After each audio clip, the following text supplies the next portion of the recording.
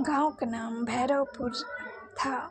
शांत और सदा गांव जहां लोग दिन भर खेतों में काम करते और रात को जल्दी सो जाते। लेकिन इस गांव के पास एक भूतिया हवेली थी, ठाकुर हवेली। अब वीराना पड़ी ये हवेली कभी रौनक से भरी रहती थी, लेकिन कहते हैं जब से ठाकुर की छोटी बहू रत्ना की रहस्यमय मौत हुई है, हवेली में कुछ बदल सा गया है।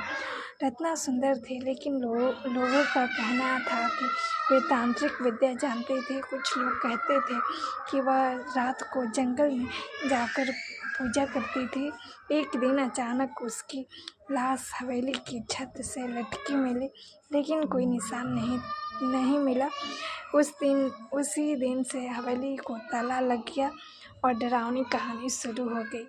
20 साल बाद 4 लड़के अजय, रोहित, सनी, दीपक शहर से गर्मियों की छुट्टी में गांव आए थे। जब सब दोस्त थे और बहुत हिम्मत वाले थे। एक दिन बातों बातों में उन्होंने फैसला किया कि वे ठाकुर हवेली में रात बिताएंगे। सिर्फ हिम्मत दिखाने के लिए रात 12 बजे वह चारों हवेली पहुंचे। दरवाज़ा खुद खड़खड़ाहट हुआ, खुल गया जैसे कोई इंतजार कर रहा हो। अंधेरा था, लेकिन दीपक टॉर्च लाया था। उन्होंने देखा दीवारों पर अजीब से चिन्ह थे, जैसे किसी ने तांत्रिक रस्में की हो। एक कोना तो जैसे जल चुका था, वहाँ अब भी राख पड़ी थी। तभी रोहित की नज़र ऊपर पड़ी। सीढ़ियों पर एक औरत खड़ी थी, सफ़ेद साड़ी, बिखरे बाल, आंखें जलती हुई लाल, और वह बिना पलक झपकाए उन्हें देख रही थी। कौन हो तुम? अजय चिल्लाया। और औरत मुस्कुराई और अचानक हवेली में जोर की हवा चलने लगी।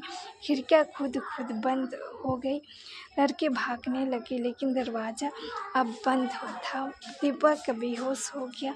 रोहित का शरीर कांपने लगा और वे औरत अब उनके बिल्कुल पास आ चुकी थी। क्यों आए हो मेरे घर? और वह बुरी आवाज़ में बोली, जिसने एक बार अंदर कदम रख दिया कभी नहीं गया। सुबह गांव वालों ने 3 लड़कों को हवेली के बाहर बेहोश पाया, लेकिन सनी वह आज तक नहीं मिला। कुछ तक कहते हैं हवेली में कुछ एक नई परछाई दिखती है, ये एक लड़के की। शायद अब वह भी रत्ना की दुनिया का हिस्सा बन चुका है।